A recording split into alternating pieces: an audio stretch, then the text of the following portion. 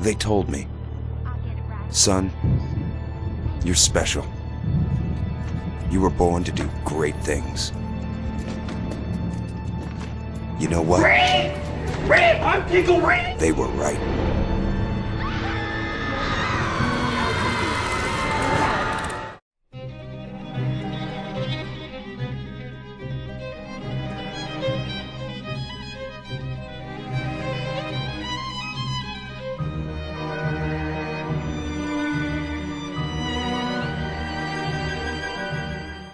Hello, and welcome back to the Steam Pilgrimage, the show where we play through every game on our Steam list, make some videos, and talk about what we learned along the way. This is the second part in a series in which we talk about the ways in which games tell stories. If you want to watch the first part of that installment, you can click the link on the screen right now. Today's video is going to be about the use of unreliable narration in the Bioshock games. And being a video focused primarily on story, there are going to be spoilers for both Bioshock 1, Infinite, and a number of other video games, books, movies, etc. So if you've never played these games before, or you've never, seen a television, then you might want to click off the video now. This one, it's not for you.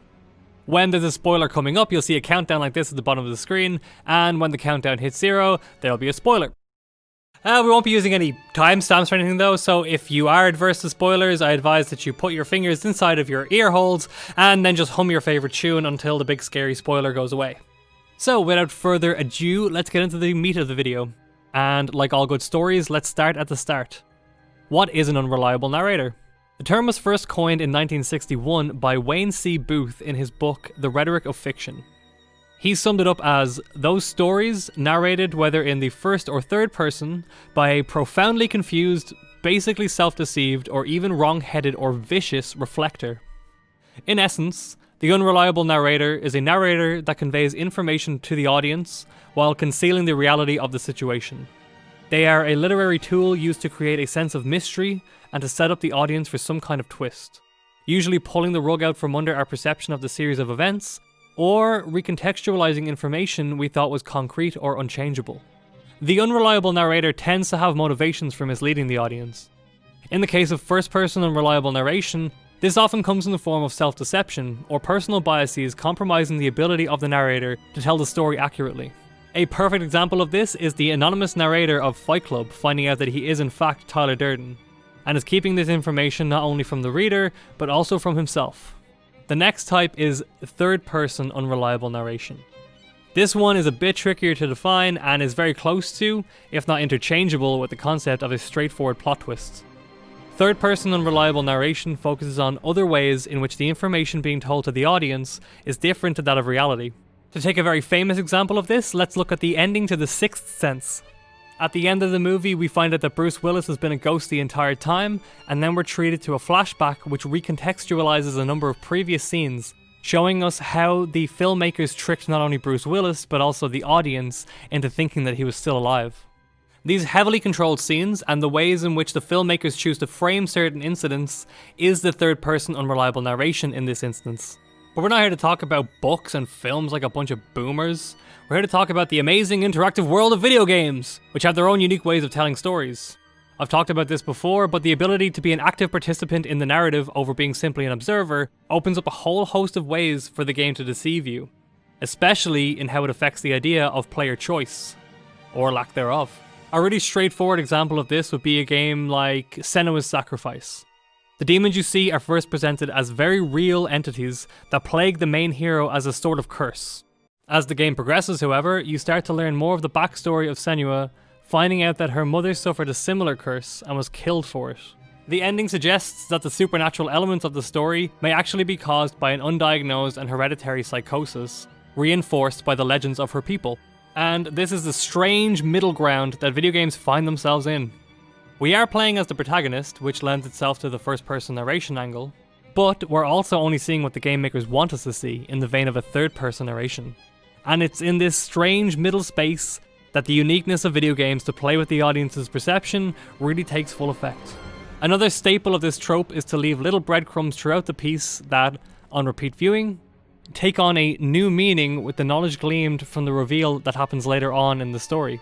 Maria never interacting with both the narrator and Tyler Durden at the same time, as well as her odd reactions to the narrator's conversations with her, are a great example of this. When watching the film or reading the book again, these odd encounters change our entire perspective on the character, as she changes from an irrational person who seems to lash out at the narrator for no reason, to a human deeply affected by the aloofness and rebukes of a person that she thought to be in an intimate relationship with. Well, I mean, I guess she was in a relationship with him, he just didn't get the message. This kind of foreshadowing is the difference between unreliable narration and a straight up plot twist. Whereas a plot twist can kind of come out of nowhere even if it doesn't feel very satisfying, unreliable narration will always have these little tidbits along the way to kind of give viewers the chance to figure it out on their own. So now that we have a good idea of how this narrative concept is defined, let's look at the ways in which Bioshock 1 and Infinite frame their narratives while giving the player an illusion of agency. And sorry Bioshock 2, we'll probably come back to you later with another video on how sequels are like really hard or something. Somewhere beyond the sea, somewhere waiting for me, my lover stands on golden sand.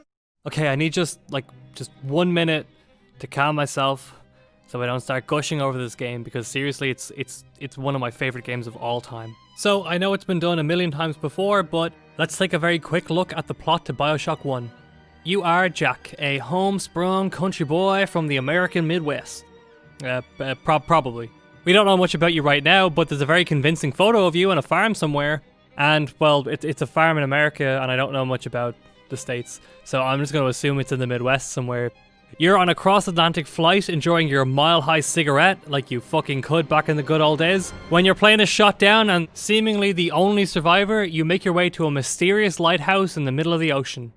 And then take a bathysphere down into the remains of an underwater libertarian utopia named Rapture, where the market is paramount and people's ideas of morality are heavily obscured by a desire for total freedom. I am Andrew Ryan, and I'm here to ask you a question.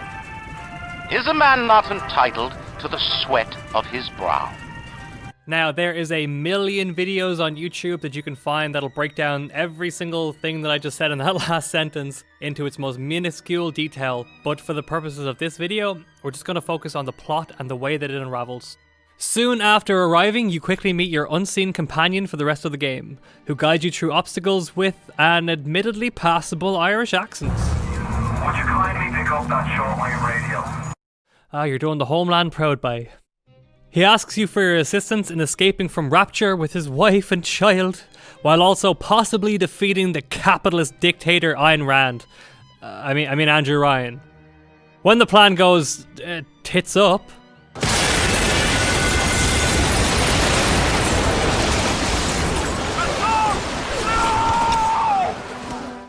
the plot then becomes a straight up revenge plot with you hunting down and killing Ryan. But wait, hold on. Wasn't our goal to escape? Why the fuck are we helping this random guy? Well, long story short, blah blah blah blah, the answer is mind control. You see, you go through a number of challenges along the way trying to get to Ryan's office, with good old Atlas whispering in your ear the entire time. When we eventually reach Ryan, we find out that Atlas is actually named Frank Fontaine, and that you are the illegitimate offspring of Andrew Ryan. Fontaine bought your fertilized egg, genetically engineered you to age rapidly, and to obey any command followed by the phrase, "Would you kindly?" Would you kindly get this? Would you kindly find that? Would you kindly find that? Would you kindly find? Would you kindly get this? Would you kindly head to Ryan's office and kill the son of a bitch? Up until this point in the game, as far as we were concerned, we were making our own decisions, but every decision, even before the game began, was made for you. And to really drive home that point about being manipulated and to truly show that you have no agency in your actions, the game reveals the twist early. In the room right before Andrew Ryan's quarters, you find the ominous phrase, "Would you kindly?" scrawled across the wall, and an audio log of a scientist explaining how the mind control works. Break her neck for me. What? Break that sweet puppy's neck. No, please. Break that puppy's neck. Would you kindly? No. No. Very good. So you might think that now that you as a player are aware of this fact, you can change the outcome. But as you look around, there is no other way out of this room. And then as you enter Ryan's office, for the first time in the game since your first plasmid, control of your character is taken away from you. And you have to watch from the first person perspective as you murder your estranged father. Obey!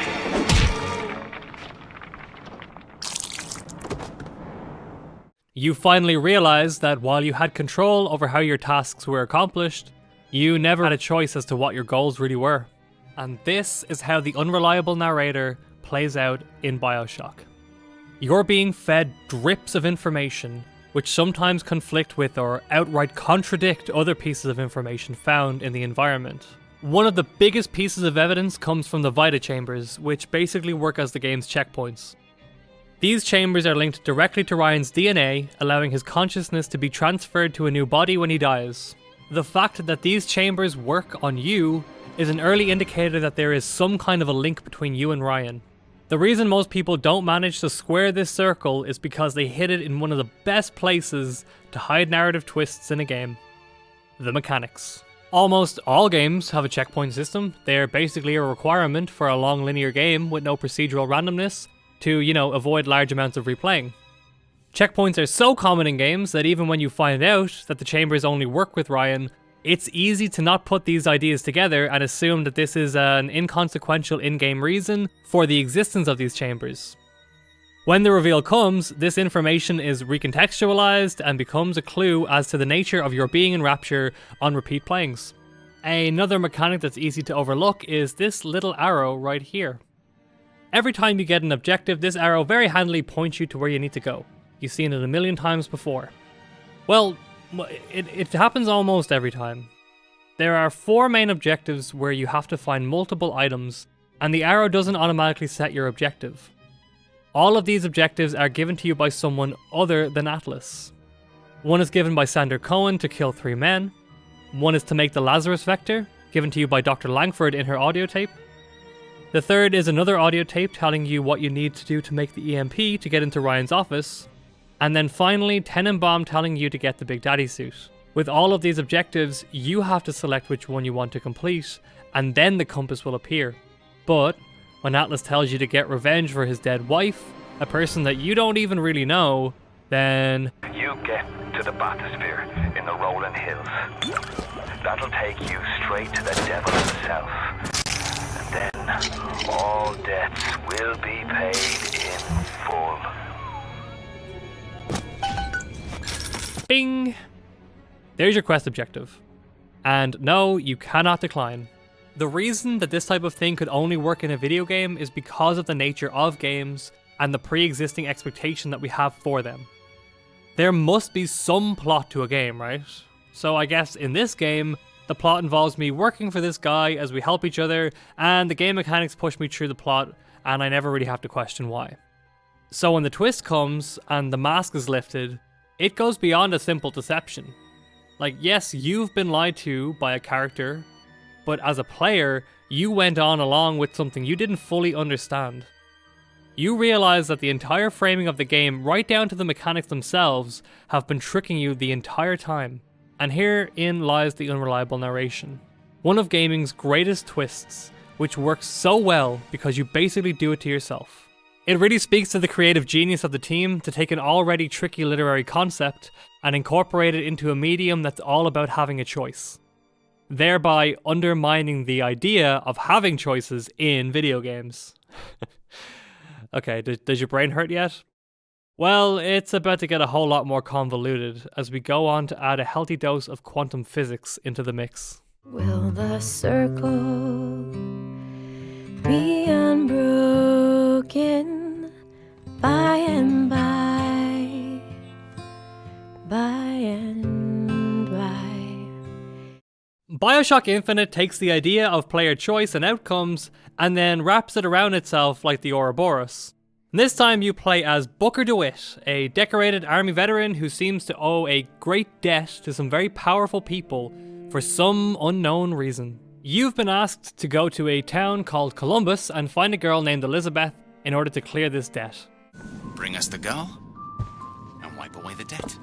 When you get there, by getting into a rocket and then being shot out of a lighthouse, right, makes sense. You find Columbia to be a city full of religious fundamentalists who worship a self-proclaimed prophet named Comstock. But he does seem to have predicted your arrival, so maybe he's not completely full of it. You also find that his daughter is the Elizabeth that you're looking for, and is seeded to be the next in line after he dies. Unfortunately, she's currently being kept Disney princess style in a locked tower because of her gifts. Elizabeth is capable of opening up tears in reality. These are basically doorways into other parallel dimensions, and for the most part, they're just used to bring useful items and things like cover into the world to help the player.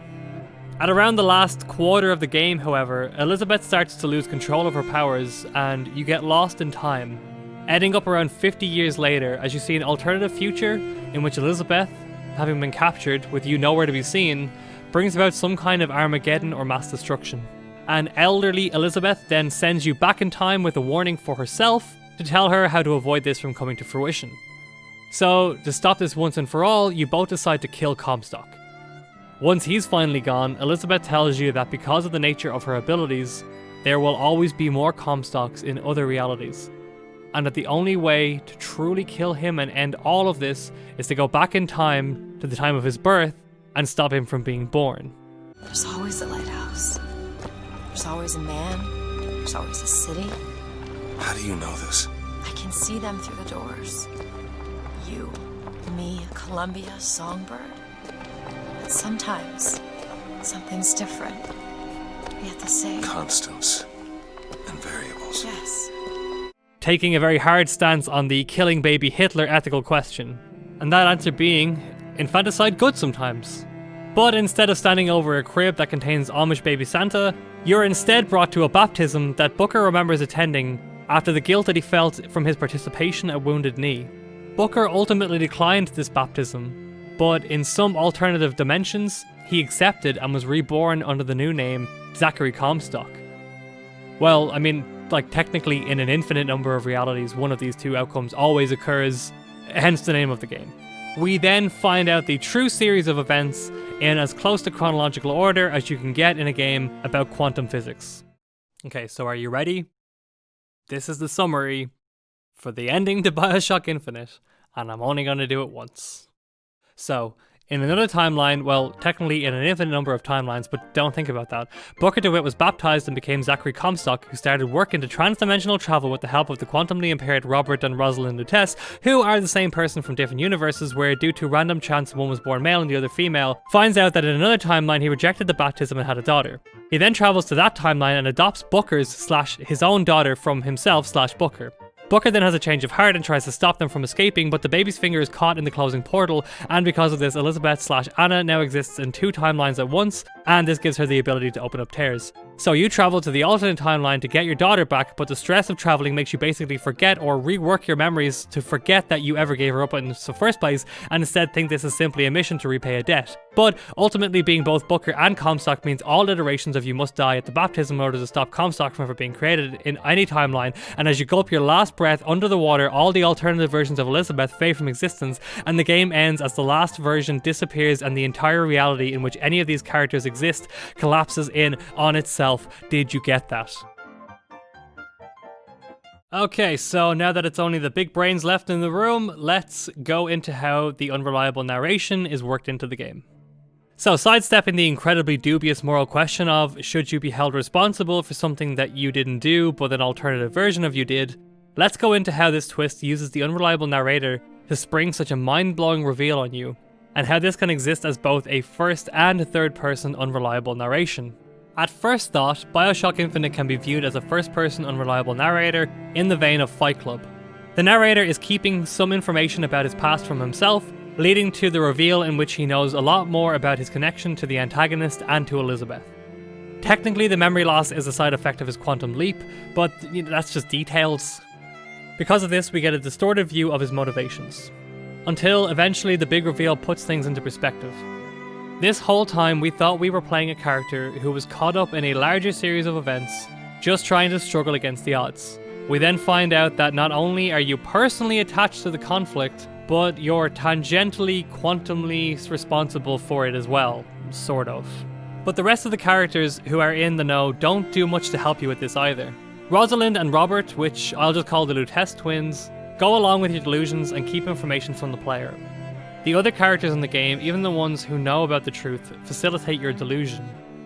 The villain also never lets on that he knows the truth and instead uses his knowledge to become a fake prophet, spinning his interdimensional advantage into the guise of religious prophecy.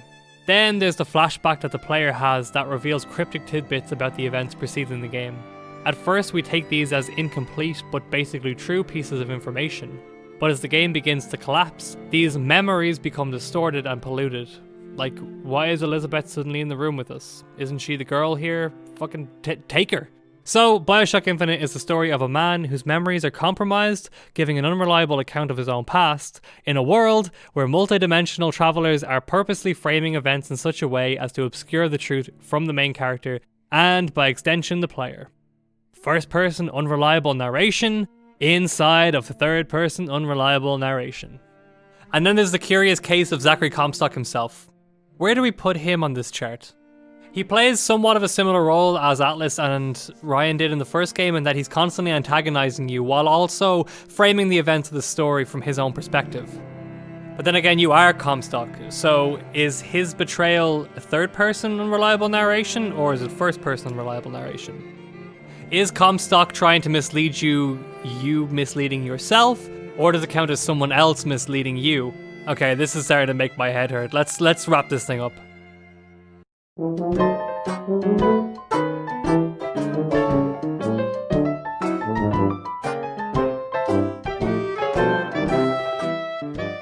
So as you can see, unreliable narration in video games is a little bit different and a little bit harder to pin down than in a piece of media like The Usual Suspects. In The Usual Suspects, because we're an audience member and we're just spectating from the outside, it's very easy for that twist to come out of nowhere and really knock us for a loop.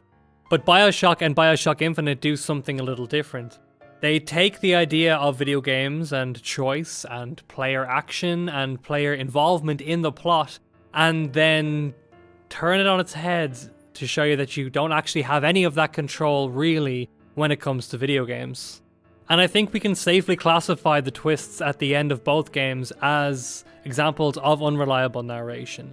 They both include hints that, when you play through the game again, show you that they were actually building up to this the entire time, which is one of the main staples of the unreliable narrator trope. And in the case of Bioshock 1, the game actually contains a narrator in the form of Atlas or Frank Fontaine. Now obviously there's so much we can talk about with Bioshock. There's the symbolism in basically every part of the game, right down to the main characters' names, but that's a story for another day. I just thought it would be really cool to kind of break down the way that Bioshock told its story and why it works so well, and put a name on the thing that everyone loves about Bioshock.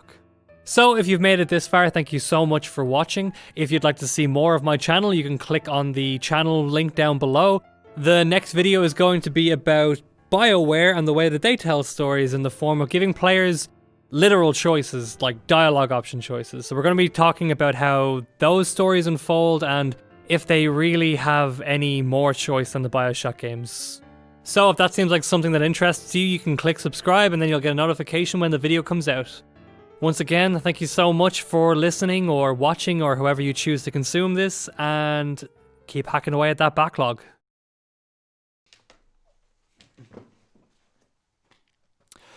Princess Diana killed Jeffrey Epstein. I can't fucking say it. I'm just gonna have to put it in text.